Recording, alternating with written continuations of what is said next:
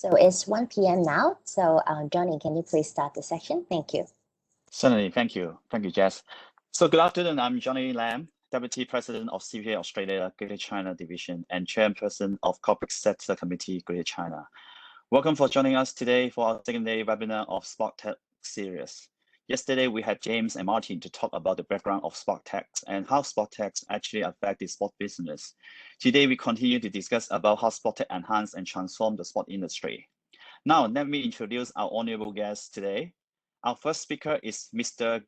Andy Granham, CEO of Game Day, which has a 20 years history of pioneering and providing the most featured membership, competition, and commerce platform for grassroots and professional sport in Australia, New Zealand, Asia, and Europe. Andy is a qualified lawyer and past member of Professional Standard Board of IP Australia. He has led technology business all around the world, including work for Deloitte, Bowling, Civica, and Catapult Sport, and now Game Day.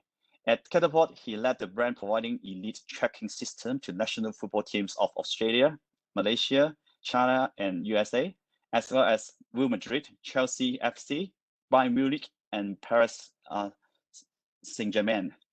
We have a warm welcome to Andy. Thank you, Andy. So our second speaker today is Mr. Robin McRobin. He is the CEO of Hong Kong Rugby Union, and he has joined the union since 2003.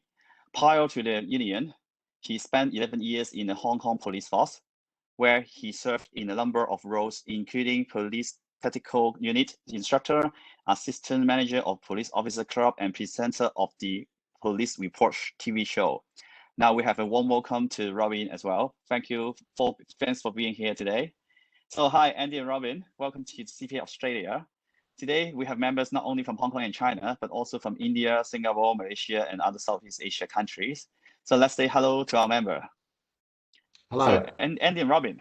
Hi, hello. Andy and Robin, I was so excited to hear how Game Day, a sport tech company providing digital transformation to sport association globally. I also know that Game Day is working closely with the Hong Kong Rugby Union, and we have an honor to invite Robin to share his experience from the user perspective. Now I pass the mic to you for your sharing of your story. Thank you. Thank you, Johnny. Thanks to everybody for joining us today. Thanks also to CPA Australia for the opportunity. Following some very good speakers today as well. I think it's been a good session. I'd also like to mention that we're a very proud partner of Varsis that I know a number of people heard a lot more detail about yesterday. I've got their mission statement. Varsis emphasises, about the technology stakeholders all coming together in an open innovation ecosystem. Something that Martin, if you're on the call yesterday, is very much an expert in, and we very much enjoy working with them. That open innovation ecosystem is a really critical aspect about how we do our work every day. And indeed, there's a very brief case study in what I'm about to show you, which frankly wouldn't have happened without that kind of attitude. So our hearts and the hearts of Varsis and the mentality about optimising human potential, particularly here for Asia, and very grateful to be here speaking to you today, is absolutely central to what we do, and it's a really important aspect of that. The final thing I'd like to say before getting into the presentation is just to be a very real and sincere thanks to you, Robbie, from the Hong Kong Rugby Union for joining us today. I know it's a busy time and you're a very busy person, so we've been working with you now. Probably the conversation goes back nearly 2 years. We've had you on our systems for more than a year, and it's been a tremendous project for us all the way along. So thank you, sir, for coming along today to give us a little bit of your insight as well. Just very briefly, who is Game Day? As Johnny mentioned, we're a business which has really been going for about 20 years. A lot of people perhaps on the call might know us under a previous name, which was Sports TG. We've had various names over the years, and indeed various owners as well. At one point, we were spun out of News Corp, the Rupert Murdoch company, and also IMG, which is a talent business. We are today the largest provider in Australia and New Zealand, and we're a very fast-growing business in Europe and the Middle East, and a fast-growing business here in Asia as well. And again, we work very closely with Varsis on that Asian piece, and that's helped us to grow very fast. What we do, at the heart of our business is we manage payments for people who are registering to play sport, and we help them identify the sports and participate in clubs and so forth. We process, therefore, about $250 million US every year in sports payments. So we're by no means a small business, but we're certainly not the likes of a Nike or a Lena or anything like that. But we're fast growing. In terms of what Game Day actually does, our business, probably like all sport, really splits into two parts. We work very directly with grassroots sports, from the smallest clubs to the biggest national governing bodies. And indeed, we work now with some international governing bodies as well, particularly. World Bowling is a major part of our business now. We also apply a lot of the same products to the elite end of the business. So whether you're a small club or a major football club such as Chelsea or many of the AFL teams here in Australia, we are your online merchant provider. We help you sell things online. We also help you run your charity auctions, and we run memberships for you, whether you're grassroots again or elite. But in addition to that, as I mentioned, in the grassroots space, we're typically where you will actually manage the registration of your many thousands of players, sort them into your many hundreds of clubs and teams, and then also managing all of the tournaments and things that you might run throughout the year. What the story of Game Day really is fast becoming is, because we have that direct relationship with all of those individuals and their parents and the volunteers that make up sport, we're very rapidly growing into a sort of a fan and community engagement engine, and the elite sports recognise that is the way in which they can get in touch with people who are already playing their sport and ought to become a major consumer and spectator, or potentially even an elite player themselves in the future. So there's very much a crossover in our business. What I wanted to speak about today, though, is really just sort of three very simple transitions that we've seen over 20 years. And I think it really sort of helps to tell the story. And Martin set me up very nicely for this yesterday in terms of what really is going on in terms of the use of technologies, particularly the digital technologies. We're essentially a digital business within this space. And there's three transitions I want to speak about. Early on, it was about getting off paper into digital. Increasingly, it was about stopping using cash and moving towards online payments, and a great deal of fintech sophistication in that space. And then I think most importantly, and I think this is really where I need to stop talking and let Robbie take the reins, is really about moving from not knowing enough about your sport and having to manage by guessing, to having some very real insights about what is happening in your sport, how people are finding the sport and playing it, graduating through it, and indeed, potentially why they're leaving the sport, and what can you do about that. Those are the sorts of things that we work very hard on every day. So let me take you through those three transitions very quickly. There's three little stories I would like to tell you. So I think the first insight, and this was early on in our business, was that all sports organisations, from the very smallest to the very biggest, and this is true of Chelsea Football Club as it is of your local football team or rugby team, they run on volunteers. There are people who are giving of their time because they love the sport and they love to be part of a community. None of them love filling out forms. None of them love being stuck in a back office away from the sport. So I think the original insight upon which this business was founded was that there was an opportunity 15, 20 years ago to digitise that, save time, promote accuracy. And then also the thing with the digital tools that we develop in particular, they're often about actually transferring skills from season to season. Because a volunteer that might be the finance officer or the head of membership this year probably isn't going to be filling that role next year. They'll pass the baton to somebody else. And a lot of our technologies are about enabling you to very easily kind of pass that baton without being too disruptive and without losing important data. You hear this all the time. People just want to get back on the grass. So they don't want to be stuck doing these things. Of course, what that's all about is it increases engagement. If people are having a more enjoyable time, if they feel they're able to be effective, they stay engaged, they stick with it, they stick with the club. So I think early on we concluded, well, we're a digital platform business. That was probably the first point of the business. And I mentioned open innovation. Here's a really good case study.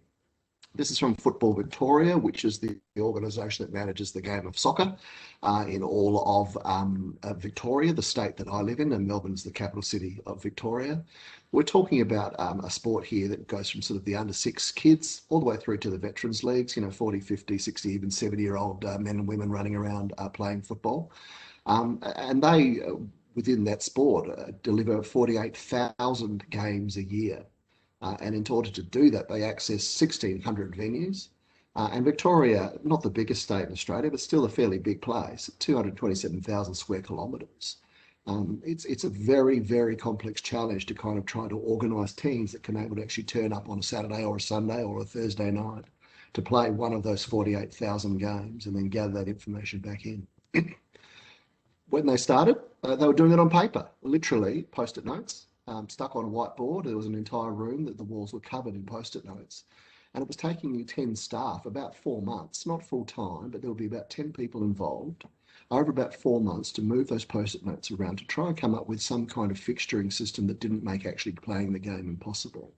The system was very simple. There was nearly no room for preference within the system. So leagues and clubs, which often have a preference, they want to play a main rival, they want to play close to home, they want to play on certain days of the week that suit them best. None of that was really able to be reflected in the solution that Football Victoria were having to use to do this fixturing exercise. There's a very sophisticated mathematical group called PA Group. They're a partner of ours. They have a solution called AutoStat. And they'd originally developed that in the racing industry, which again, I don't have to tell you in Hong Kong, but certainly in Australia, again, is a very big industry and a very complex industry in terms of the logistics of moving horses around. And so PA Group had done a lot of work advising in horse racing. But those skills we identified and they identified were applicable to this problem that football had as well. So the application of that meant that rather than 10 staff over 4 months, we're able to come up with a tool with PA Group that basically does that entire exercise in about 5 minutes. Generates no clashes, and it's actually able to ingest a number of those preferences and so forth that I mentioned, which means we're actually genuinely driving retention. Now, a couple of years ago, that was seen as being fairly important. But if you recall here in Australia, going on a year and a half ago, we had very significant bushfires across the summer, which actually impacted the availability of those venues. And so the entire fixture system had to actually be thrown out and then regenerated again, which of course wasn't a problem with the technology. And of course, more recently, the impact of COVID in terms of, shutting down whole aspects of the sport or shutting down parts of sports for parts of weekends and these sorts of things and so forth, has again meant that a tool like this has been absolutely valuable in terms of Football Victoria being able to deliver a fixture program. So I think that in a sense is a good story about the early wins that the sort of thing that we do is able to deliver. The next transition I can talk about it a little bit more quickly, and that's to do with simply cash and online payment. Obviously, if you're a governing body, you want things to be digital because it saves you time.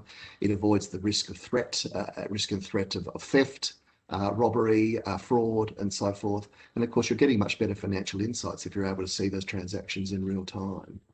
And the sort of insights we're talking about here, if you look at this graph on the right, the grey is the amount of cash that was used by Basketball Australia to actually collect to pay the registrations of their sport. The blue is the transition of that payment across to actually online payment. So over a period of really only 4 years, starting back in 2016, Basketball Australia, this is the entire sport of basketball in this country, moved from being mostly a cash-based business to being very, very predominantly a digital payments business. And of course, this little stub here, unfortunately, is last year. That's the impact of COVID.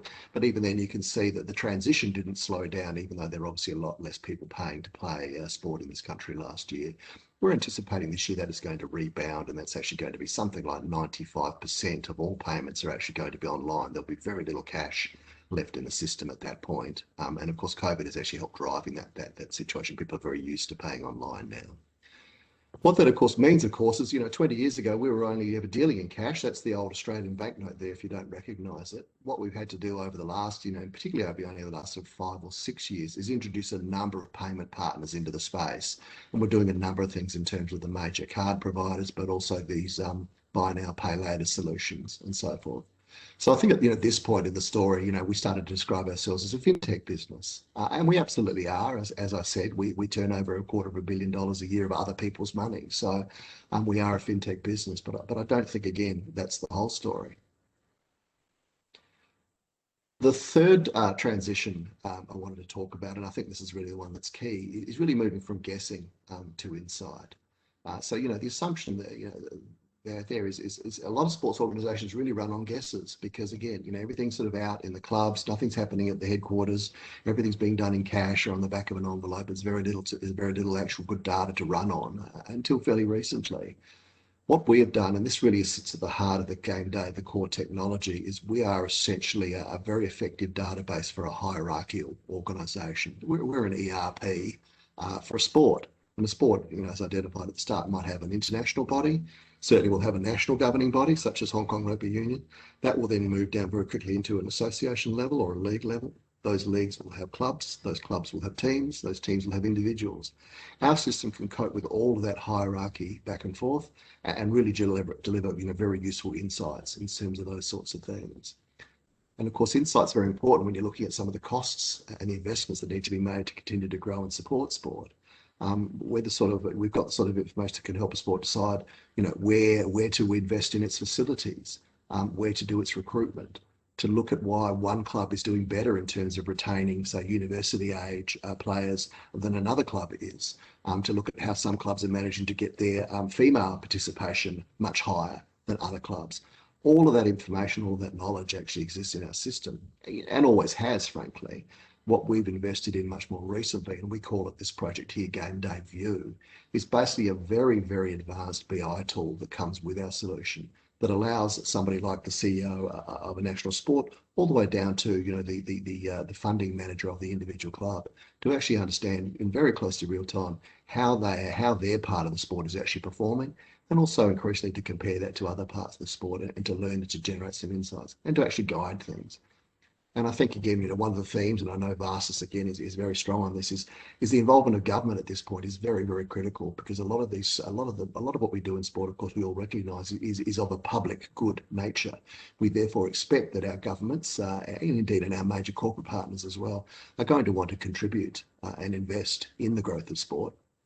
What this engine actually does is it gives them some very good metrics on where that investment can be best placed and to manage how that's done. So the third thing then we would conclude in terms of our evolution of the technology is that we would by this stage be saying, well, we're a big data business, we're all about insights. And I think that is true as well. But again, I'm not sure that's necessarily the end of our story. I've just got sort of one more to sort of talk to about it.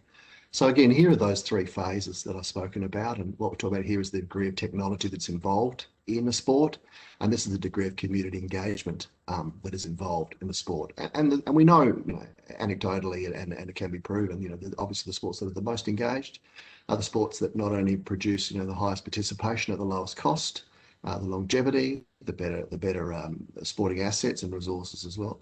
They're also the sports that actually generate the most high performance athletes and the national stars and the gold medals at the Olympics and so forth. So there really isn't a situation where you need to choose between whether investing in grassroots or investing in the elite is the right thing to do. The reality is you actually have to invest in grassroots or you have nothing to build into your elite program. And I think a lot of the data that we are producing actually shows that.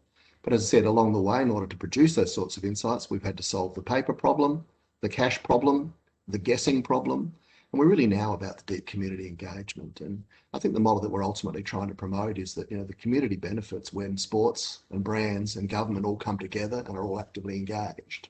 And so, I would be saying on top of all those other technologies and all those other things that we're essentially an engagement business. We will actually help a sport engage with its community, whether it's the youngest player, the oldest player, the most willing volunteer or the most reluctant parent.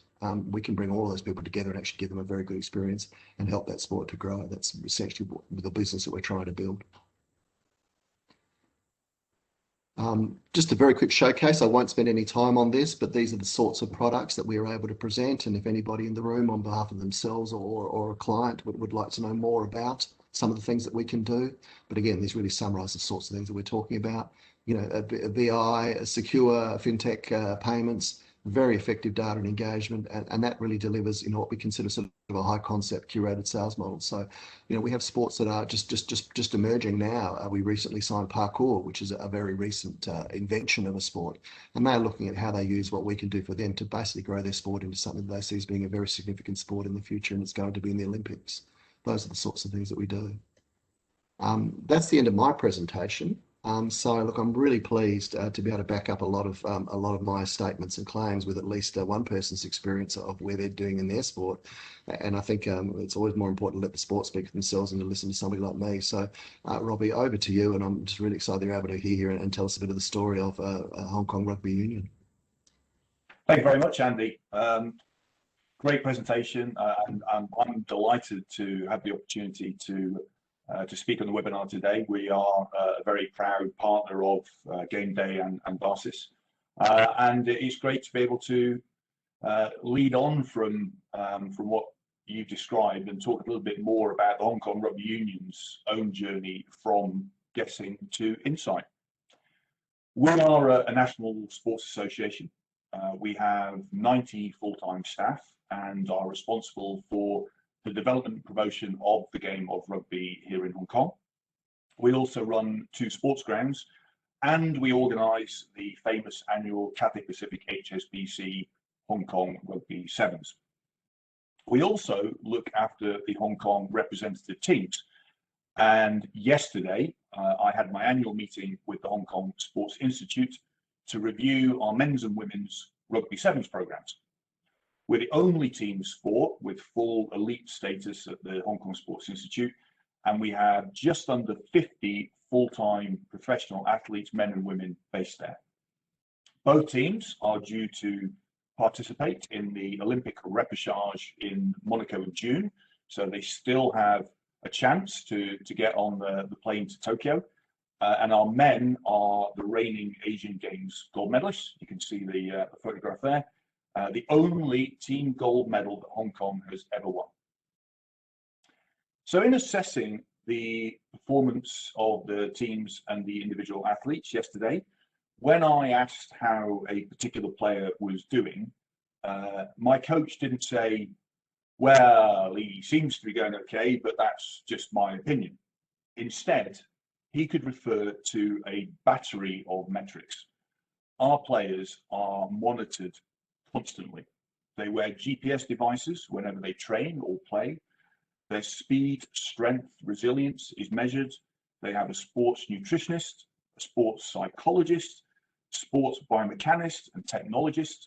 We have analysts that record all the games and training and then use a sports code product to break down every action of every individual. So the sports industry is no stranger to the use of sports technology on the playing field. And yet, until recently, this culture had not extended into our offices and boardrooms. The Hong Kong Rugby Union publishes 4-year strategic plans, which are intended to be our roadmaps to success. And yet, when in 2019 we sat down to write the latest plan, we came to the realization that we were not building our plan on the firm foundation of data, but rather on the shaky sand of opinion. What data we did have was unreliable and very much subject to interpretation. And in many cases, we simply had no data whatsoever. We also had no effective way to communicate with our community. We knew we had approximately 10,000 players, ranging in age from 4 to 64, but they, as Andy has alluded to, were members of their own clubs, who in turn are members of the Hong Kong Rugby Union. So as an example, if we wanted to let all of our players know about an important new COVID-related restriction, we couldn't reach out directly. We could only pass the message to their club chairman or chair ladies and hope that they in turn would cascade the message down to all of their members. So in simple terms, we didn't know who our customers were, exactly how many there were, and we had no way of speaking with them directly. Don't be surprised or shocked by this. Until recently, we were probably the only national sports association in Hong Kong that even had a strategic plan. We all expected our coaches to utilize tech and data, but the culture stopped at the changing rooms. So we made a decision as an organization to change our culture. We embedded this in the strategic plan itself by making the follow strategic goal. Andy, we can move next slide. So the strategic goal we came up with was under the theme of perform, and it was to develop and maintain an evaluative culture across the game. That's the union, the clubs and the schools, where performance is valued, sought out and seen as essential to good management by implementing a monitoring and evaluation framework, utilizing it as an integral part of planning, budgeting, implementation and review, consolidate data needs and review existing systems to ensure they are fit for purpose, create a culture of accountability, and introduce and champion decision-making process through metric-driven evaluation based on a set of agreed KPIs and link resources to achievement. Changing the culture was only part of the solution, however. We also needed the right tools. And the next slide. Thank you. So we started by addressing our existing dearth of data by engaging KPMG to conduct the most in-depth study of the Hong Kong rugby community ever.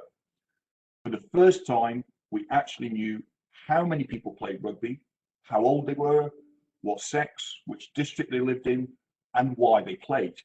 We could begin to identify trends, key points where youngsters were dropping out, and why. This then enabled us to start asking the right questions, which we hope will lead in time to the right answers. This was followed up a few months later by an organizational review led by EY. So you can see we're very friendly towards the world of accountancy, which include extensive benchmarking against other rugby unions around the world. Again, for the first time, we were able to compare numbers of employees, job roles, and even salary levels. So far, so good. But KPMG and EY pointed out that all this work would soon be worthless without a mechanism to be able to accurately capture data, not just once in every 60 years, but even in real time, so we could analyze what was happening and react with speed and agility. Next slide. So we went through a rigorous process and determined that the best choice for us to help us understand data and to become a data-driven business was Sports TG, now known as Game Day. It's a comprehensive player registration system and tournament management tool, which was our primary need. But the more we work with the system, and I'm not just saying this because Andy's here, the more we work with the system, the more applications we're finding and the more use we're getting out of it. It's a powerful communication tool for us. We're just introducing a new accreditation scheme for all our clubs, which will run through Game Day. And we're also looking at utilizing it for helping to monitor and evaluate our community foundation programs, things like deaf rugby, prison rugby, special needs rugby.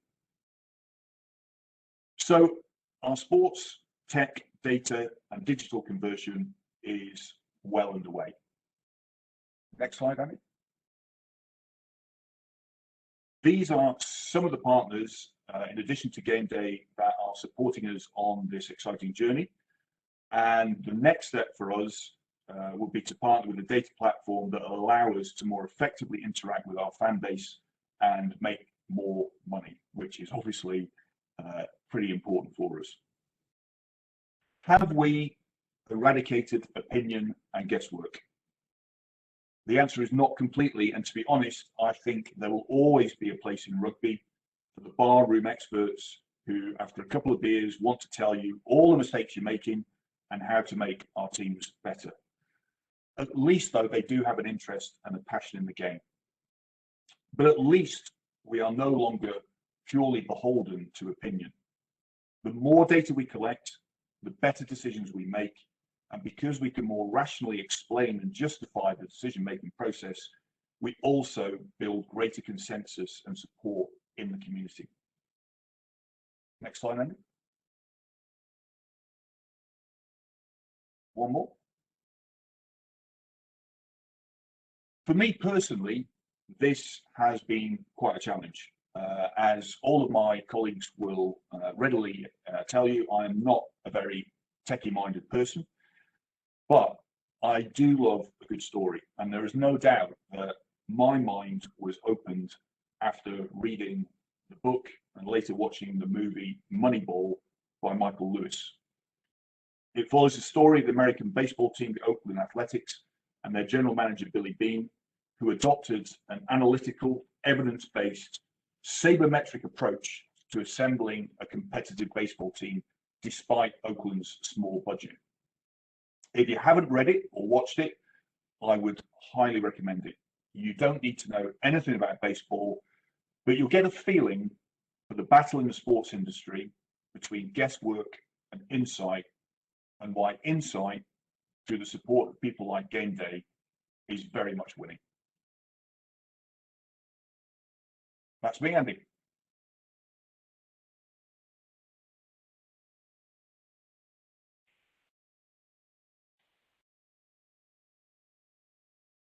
Okay. So thanks, Andy and Robin, for your sharing. So now we have our Q&A session. Basically, our members, you can use the message box to your right-hand side to type in your question if you have any. So while we are waiting the question, maybe I can ask some question first, as I also have quite interested about the content that you just provided. So my first question is, okay, so basically, in making this transition, okay, is there a lot of resistance or a lot of support for digital transformation? Shall I go with that one, Andy? Yeah, Johnny, there was very much initially kickback. Sports, to be honest, the sports industry is quite traditional, and rugby of all sports is one of the most traditional. You know, we're traditionally run by old men in blazers, and so the concept of sports tech and relying more heavily on data was a very foreign idea and a big culture shift. As I say, though, I mean, to me, just to re-emphasize, it comes back to this point that those same individuals would not expect our coaches and our sports teams to be chosen and trained and developed and go out on the pitch without the use of data and sports tech.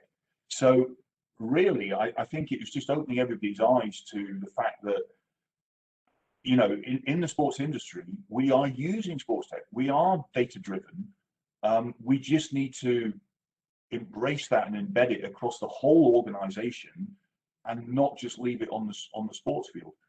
And I think that when you explain it in those terms to sports people, then they start to get it, because as I say, it's well accepted and it's well embedded on the sports pitch.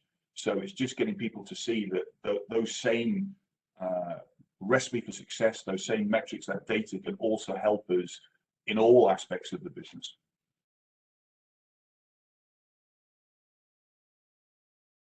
Thank you, Robin. And so the next question is to Andy. So actually, after talking to you and James, I now realize how pioneer is Australian on sport tech. So actually, as you are now speaking on the CPA Australia, so most of our members has a background of either Australian degree or we are Australian permanent residents. So could you tell us a bit more about what has the corporate and government did in the past in order to bring Australian sport tech industry to current status? Yeah, it has been interesting, and I think some of it is myth, but I think some of it can probably be proven. And I was telling you the story before, Johnny. If you walk into a training facility, particularly an elite training facility in any sport, anywhere in the world, in Europe or the US or in Asia, you're going to hear Australian accents. There are people who have made a career in those spaces for a very long time. And why is that? We're a tiny country.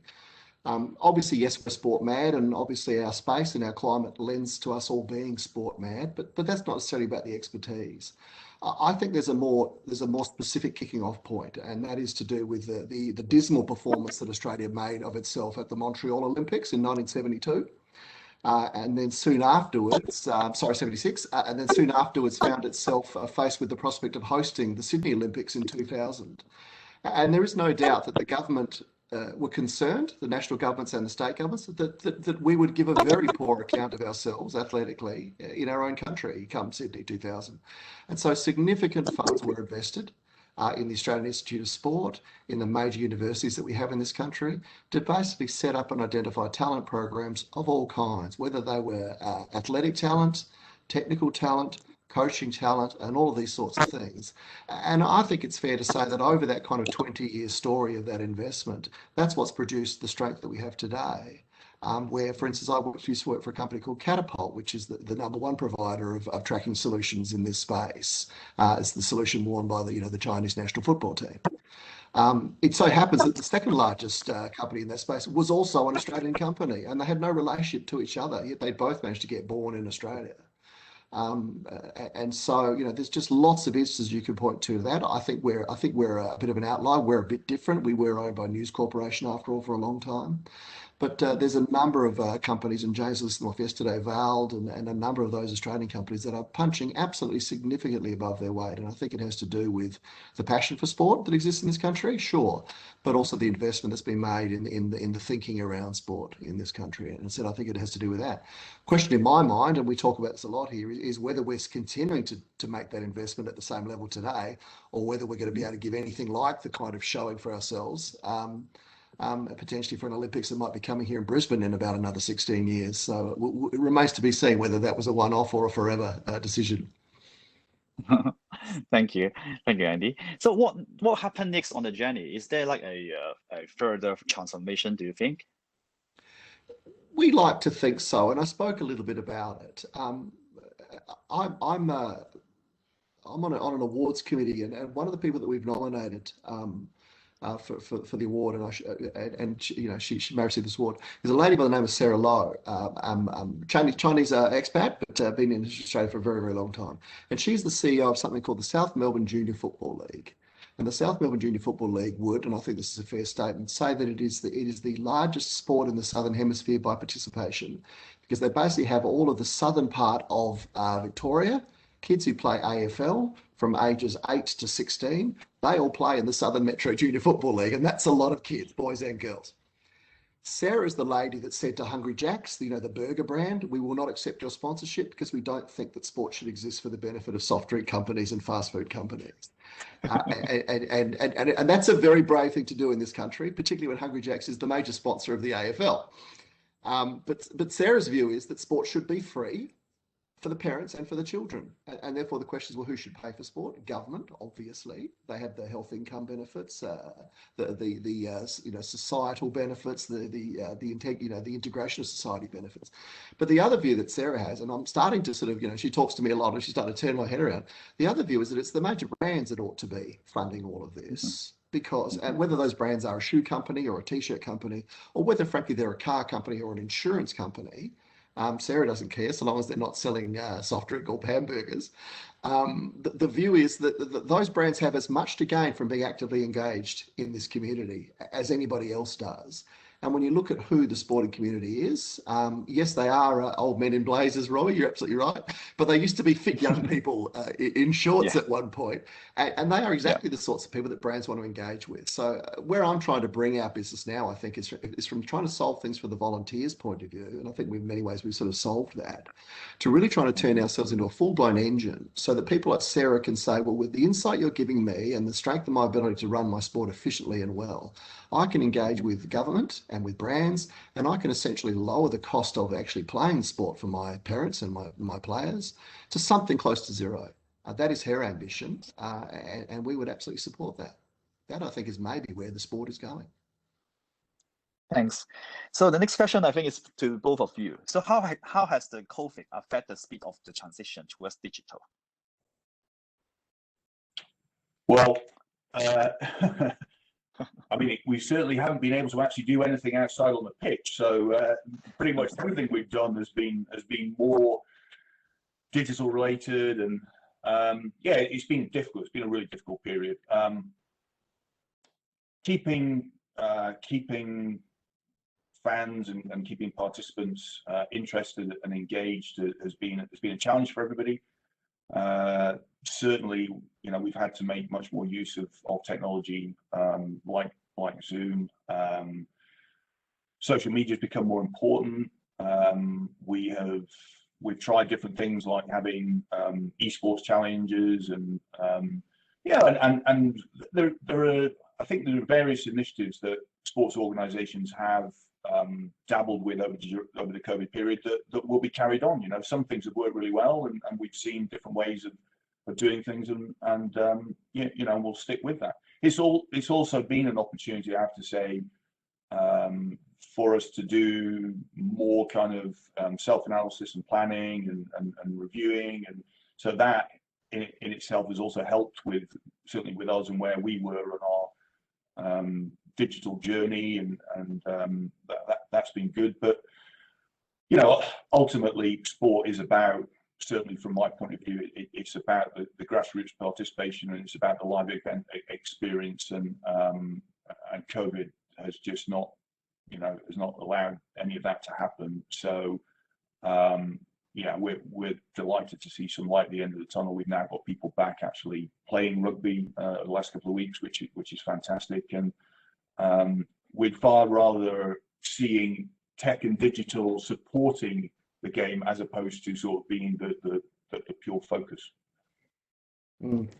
It was certainly interesting from our point of view as well, and I was looking at some dates recently. I think in Australia on the 16th of March last year was when our sort of international travel was cancelled. And then on about the 28th of March, I think the government then announced some fairly extensive lockdowns that resulted in sports having to very, very seriously consider whether they would play. And then, of course, they were told they couldn't. We saw that happening in the financial data that we received about a week to 5 days ahead of that 16th of March date. In other words, parents had already concluded that COVID was going to have an impact, and that they basically from that point on, you can see it in our data, stopped registering their children from that point. So we were able, with the benefit of that 1 week's grace, to basically get out there and say to our clubs and our leagues and our national governing bodies, this is going to happen, you need to be ready for it. And also let's look at what the impact is going to be. And the thing that we came up with was to say to the clubs, look, your season is probably going to be cancelled, but by all means cancel your season, but don't cancel your community. And obviously, from a digital point of view, the ability then for us to communicate and progress and do that through digital means became very, very significant, because you weren't going to be able to talk when they turned up on Saturday. You were going to have to communicate with them digitally. And that became, I think, the clubs that came through the best, and we're now seeing this in terms of the clubs that have come back into playing on the grass most recently. They were the ones that kind of picked up that challenge most directly. We also saw, I think, some heartening things elsewhere in the data. So, for example, we do, and I mentioned this, we do the merchandise for the major 18 AFL clubs. These are very big businesses. And we had anticipated, again, they weren't able to play. We had anticipated that their results in terms of the online shop would be down as well. But in actual fact, it was quite the opposite. People who couldn't pay to go and see a game were actually consoling themselves by actually going online and buying a beanie or a scarf or a shirt and so forth.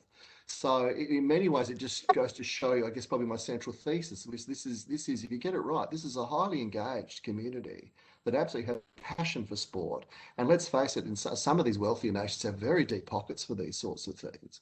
And again, I think the brands and the sports that were able to identify that work quickly actually came through COVID, as well as they could, compared to some other sports that I think that weren't able to respond quite so well. So yeah, it was interesting. And now, of course, we're seeing some final benefits. I mentioned it before.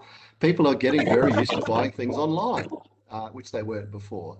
And again, we're seeing that very much the expectation. Of course, is driving other expectation now, which is, well, if I can register online, why can't I enter my scores online? What are you doing there?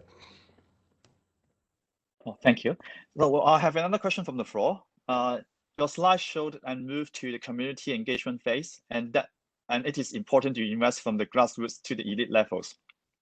So the recent chaos with the proposed European Super League in football, would you like to comment where the proposed Super League screw up? Yeah, look, I only know what I read in the papers, and I'm also old enough to remember the Kerry Packer breakaway series in cricket, which was about persuading the ABC that there was more money to be generated from the media rights around a short format cricket game than the Australian government, the Australian Cricket Board, and the ABC were prepared to pay. So there's no doubt it's been driven by media. There's no doubt that there's a demand for it. And you need to look at who's behind this. It's not the traditional media companies proposing this. It's the new media companies, the Yahoos, the Facebooks, the Googles, and these sorts of things. There's no doubt there's money out there. But I was watching, there was a pretty significant, and it had the potential to go hostile, excuse me, demonstration in front of Chelsea Football Club. The Chelsea fans were against it, and they were out there in droves. And one gentleman was waving a card, and on it he had written, "Money can't buy fans." And I think that's very true. And I think the reality is the strength of the brands of, you look at Barcelona, which is literally 500 million, Facebook followers or something ridiculous, is actually because those people are genuinely fans of the sport. They're never fans of the owners. with a couple of very rare exceptions. They're fans of the sport. And I think what's been very sobering, I think, for these elite clubs who have to deal with these media issues all the time, is to recognise that, in fact, you may legally own this club, but you don't actually own the branding of it. And that's true of any business, isn't it, really? And I think that's what's been driving it. I think that's the lesson that they have learned. And I think the opportunity for us is to be able to say to people, well, you need to, if you'd worked with us closer, you would have understood that sentiment before you even thought about it. There are other ways. Okay. All right. So the next question I think is for Robin. So has the union used sport tech to help the players to recover from injury or protect the players, and how effective it is? Has the sportsman life extended after using sport tech? Yes, we do. So we have our own medical and player welfare department, and the Sports Institute obviously also has a medical department. So our physios and our medical team absolutely do utilize sports tech.